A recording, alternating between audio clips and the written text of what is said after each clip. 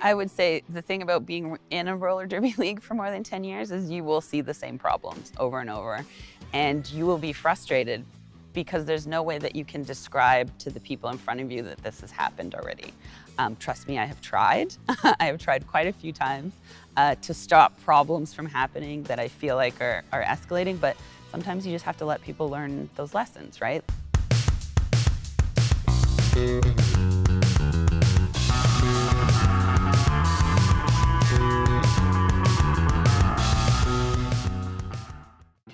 I grew up roller skating in London, England. That's where I'm originally from. And then I moved to Vancouver, Canada about 20 years ago.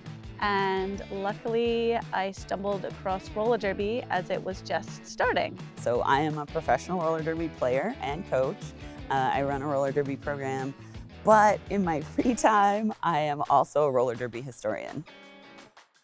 Back in the 1930s, something that was really popular were these dance marathons, right? So like a dance team of two would dance for 48 hours, right, without stopping, or they would get a certain number of breaks, and it was like a competition. Whoever won, got a big cash prize or whatever. And so this is the idea that roller derby was based on, and the first roller derby was called the Transcontinental Roller Derby, and it was teams of two, a man and a woman, and they had to alternate skating on a bank track the distance of New York to LA. Leo Seltzer was the founder of the Transcontinental Roller Derby, and these races took a long while to do. The first match lasted 493 hours, which took just over a month to complete. There was literally benches in the middle where one teammate would have a nap while the other one was skating. I mean, it was a depression, right? So people were getting fed and getting a place to sleep and maybe some cash money at the end of it too, right? So it was a pretty popular thing for people to just jump on and try. The things that the crowd got super excited about was when there were collisions and crashes on the track. So Leo actually paired up with a famous sports writer, Damon Runyon, to create the more modern version of the sport. So that's where roller derby happened. So they started, setting up the game so that there would be more crashes and more collisions. And so people started to get good at skating on this bank track, and so teams started getting put together, created a sport that had points you could count instead of a distance. And from the beginning, like I said, that it was a man and a woman that started, it was always a co-ed game. It is the only sport that I know of that its origins had women right from the beginning. The creators took this around, they toured it around to different places where people could compete. I would say after the war, so in the 40s, roller derby was the most popular sport in North America. So it was what everybody wanted to see because it was the sport that toured around. It was the one that came to your hometown that you could go and see live. In the mid-1950s, interest in roller derby declined. And so at the end of the decade, Leo's son Jerry actually took the reins. And Jerry worked really hard to get roller derby onto television screens across America. But the next part of roller derby history is the most contentious. Was it scripted or was it not scripted? So it kind of headed more into the WWE territory where it was chairs getting smashed over the heads, people getting pitched over the rails. If you talk to some of the historians now, they are very adamant that it was all sport. I don't know, you watch it and people are spanking each other and stuff, so I don't know about that. It's not all real sport. Yes, me. Other versions of history say that the game was worked but not scripted. Either way, I think we can all agree that the skaters in these games were very, very skilled and highly athletic. In the 1970s, Jerry sold his roller derby rights to a rival league, and at this point, public interest really started to wane, and roller derby definitely became very theatrical. It was alligator pits and crazy going on, which also sounds really fun. Near the end of the 80s, it was having a bit of a dip. And so to try to get the audience back, there was a televised version. There's not a lot of that historical footage left, but we do have the Rock and Roller Games from 1989, which this is the one that they really leaned into the spectacle. So the track became a figure eight. There was extra points for skating up a giant vertical wall. There was a jump. and there was an alligator pit. So in one of the corners, there was actually a little swimming pool that had a couple of alligators in it. But the idea was, this spectacle, really leaning into the spectacle. Like really, like the circus of roller derby is what that was. And I highly recommend watching it because it's still, like the athletics of the sport is still there. I think rollerblades showed up and just roller skates were not cool in the 90s. And like there was a couple decades where it was really uncool to wear roller skates. Some of those derby athletes still kept playing. Like they would still get together every year and have a game or two. Wouldn't necessarily be televised. They would still sell tickets. So like it became very small, very insular. So what I think really changed that is in 2005, A&E had a program called Roller Girls. That series was about this group of women in Texas, in Austin, Texas, that had just decided, I don't even know how they decided, but they just decided they wanted to play roller derby, and they wanted to make it, they wanted to make it a women's sport, and they wanted to make it punk rock. And this series came out and it chronicled the journey of that team starting. They would have pillow fights for penalties, and there was like, you had to spin the penalty wheel, and there was like Spank Alley, where like if you did a bad, then all of the spectators would line up and literally spank your ass as you went down. So it was still definitely not quite a sport at that point. It was a lot of physical movement, but there was still a lot of entertainment to it. And then actually, part of the story of that Texas Roller Girls is them splitting and becoming, the more sport-oriented group and then the more entertainment-oriented group. And that's what made roller derby take off for the rest of North America. Interesting enough, it was also at the time when social media was starting. So Facebook had a huge impact on the spread of roller derby, because for the first time people could find each other and they could share ideas. So I am a founding member of Terminal City. Back then we were Terminal City Roller Girls. We've since rebranded to Terminal City Roller Derby. It came about because of the Roller Girls show. So our first league president, Mickey Mercury, posted on Craigslist saying, "Oh my God, I just finished watching this show Roller Girls. I'm obsessed. Like, how do we do this in Vancouver?" And a bunch of us replied. We met up at the Lamplighter down in Gastown, had some beer and nachos, and that is when Terminal City started. I grew up skating around the streets of London in the middle of like Kensington. So when I moved to Vancouver, I brought my skates with me, and I believe I was watching breakfast television, and like the league had just started, and there was just a bunch of women like hitting each other on like morning television before I went to work. And I was like, these women are badass. This is awesome. And I was looking for some friends, honestly. And I joined around like early 2007. I think there was maybe 20 of us. And I mean, to be honest, like we had no idea what we were doing. Like I remember, first off, none of us, like most of us didn't know how to properly skate. Like, I had been like outdoor skating, outdoor rollerblading for like however long, but like some of the people had no idea how to skate. I owned a pair of roller skates that I had worn like twice for costumes, and that was it. We were lucky enough, so Lisa, who owns rollergirl.ca, she taught us all how to skate, basically. And she was this like amazing skate park skater, like back when no one was doing skate park on roller skates. Terminal City would not exist without her. Also, there wasn't a written rule set yet for roller derby. So like Roller Girl reaching out to those other leagues that had just started in 2005 and finding out what the hell we were doing, right? Teaching us those rules that nobody knew yet. Like we had seen it on TV and that's all we knew. So like maybe we knew that jammers scored points and that people hit each other, and that was probably it. And I don't know exactly when WFTDA was first founded, like I think it was 2006 or 2007, but they didn't have a rule book until a year or so later. The WFTDA, the Women's Flat Track Derby Association, is one of the governing bodies of roller derby. It is the one that is the most prevalent and has the most leagues playing under their rule set. I can remember some of the first like intra-league games we played. Refs didn't know how long penalties were supposed to be, and like somebody got a 5-minute penalty and somebody got kicked out of the game, and it's just it was a bit of the Wild West back then, right? That was the beautiful thing at that time, is that we were building something new together, and everyone that was there was invested in building this new thing.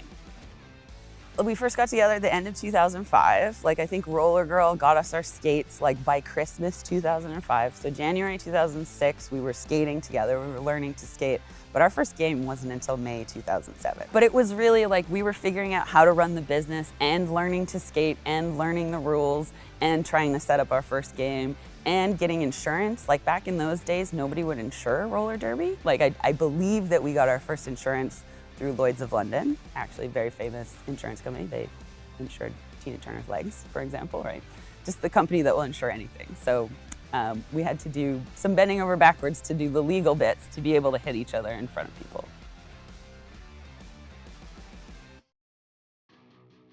And so by the time you actually got then to your first game, yeah, how did that feel? Huge, like it was massive. We were so excited about it, and we'd been talking about it locally for so long, and it was sold out. Like we sold whatever you can get in the curling club, 450 people or something. People lined up around that block. Back in those days, derby was still a little bit more of a spectacle, and I would say just because we spent a little bit more money on production, right? So there would be things like the track would be lit, but nothing else.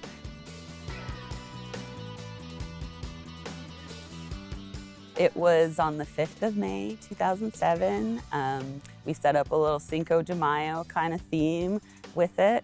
Maybe a little culturally insensitive, but it was a different time. It was really good. It was chaos. We had a lot of things that we don't have now, I feel like. So we had some pretty hilarious mascots to start with. They started out as Mexican wrestlers at that first Cinco de Mayo, but they hung around for a couple years. So we only had that one Mexican themed thing, but our mascots continued to be Mexican wrestlers for a while because it was silly and the audience loved them, right? We had a scorecard gal, so somebody that dressed up sort of in like a burlesque outfit that between each jam would skate around with the score. But it was at the curling club where we still skate now, which is awesome. The main rivalry, I would say, in the league was Riot Girls versus Bad Reps, absolutely. And that went right back to that first game. So our first game, we actually had 4 house teams, but they weren't quite full. And so we split them onto 2 different teams that just played black and red for our first season. And Riot Girls were red and Bad Reps were black. And then the other 2 teams were with them. But they were really like the stronger sort of personalities on those teams, I would say. And that rivalry from that first game lived through as long as those house teams existed. Now, the biggest rivalries were between the house teams. Like, that was where stuff got spicy. So we sort of had the all-stars, but no one really cared that much about the travel team. Oh, there was contentious moments. Like, stuff went down. The bad reputations, like they lived up to their team name. They sort of started this trend of like mocking the other team, like in their skate outs. So I remember one of our earliest games, they bought Barbie dolls and then they stripped them, painted them red, and put everyone's skater numbers on them. And I think they might have like done their hairstyle according to that person. And then they tied ribbons around their necks, and then when they did their skate out song, they came out dragging them on the floor behind them, and then deposited them at the opposing team's bench.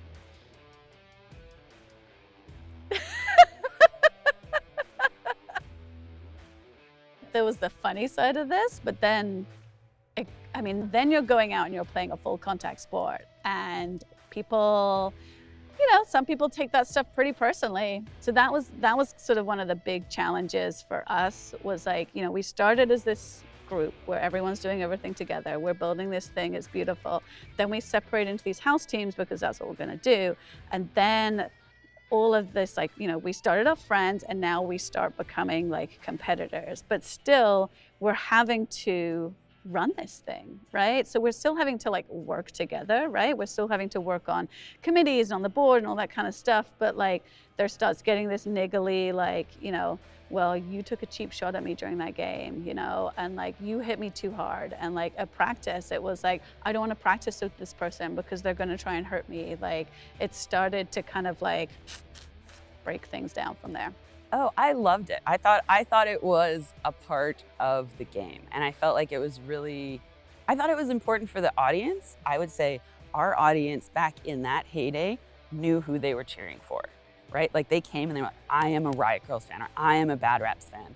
And I don't know that we have that anymore. And each team was trying to outdo each other with like our uniforms and skate out themes. And like, I mean, I was on the Riot Girls and like we had this like big cardboard tank that we would put like someone's kids in to like bring out, and like smoke machine and like t-shirt cannon.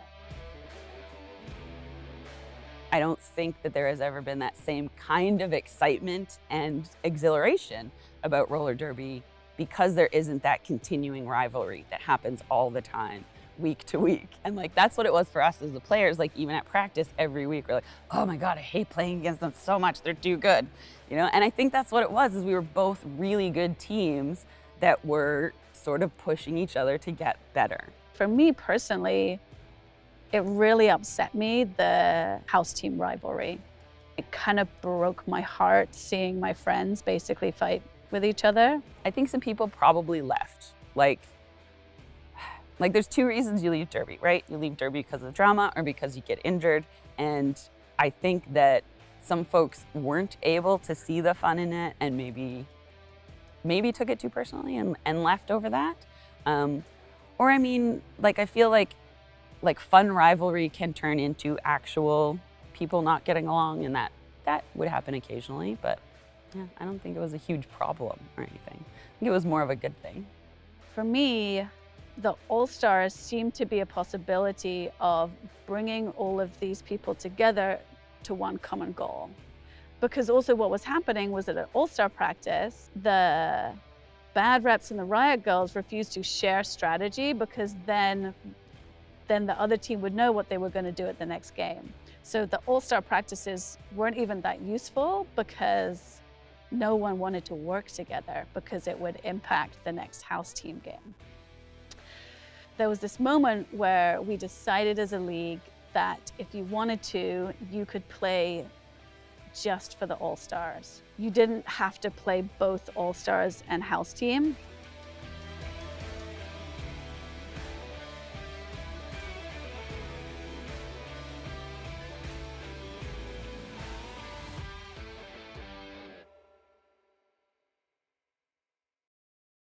I think other people will see this story differently. For me, this story was about, can we work together again? Where we have a sort of like, I don't want to say like an outside enemy, you know what I mean? Where we are together as a team, as a unit, and we are going and playing other people, and then we leave that competition and animosity, I guess, there, and then come back to our league. It seemed like there was going to be a large group of people that were going to do that, and then in the end, there was just two of us. There was myself and one other skater that chose to make the decision to just play for the All-Stars. Everybody else, for all of their talk, just couldn't. They were just too invested in that house team rivalry. I remember once I was on the Bad Reps talking to the captain, just like, she wanted to hear my perspective because I had been on the Riot Girls, and she was just like, nobody on this team was on this team when this rivalry started. Like, what is happening? Why do we hate them? Can you explain it to me? And it was like, I didn't have an explanation, right? It was just out there on the track, we were the fiercest competitors. And so it meant that off the track, there needed to be some steam released or something. So like we had been kind of, you know, bumbling along, figuring things out, learning the sport. No one knew what roller derby was. Well, actually, no, I lie. The only people that knew about roller derby were older people that had seen it like back in the like 70s and 80s. So like anyone younger than like late middle age had no idea what roller derby was. It had been out of like public view for such a long time. So people were kind of fascinated and also scared a little bit by it, I think. And people were like, wow, what is this crazy weird sport that these crazy women are doing? And then in 2011, that's when Whippet came out. And that's when it came back into like the public view. And that's really when Terminal City really hit its height. Whippet caused a lot of things to happen. First, it made everyone think that you can punch and clothesline people in roller derby, which is not true. But it also thrust roller derby into mainstream consciousness again. In the next episode, we'll hear about the rise and fall of Terminal City.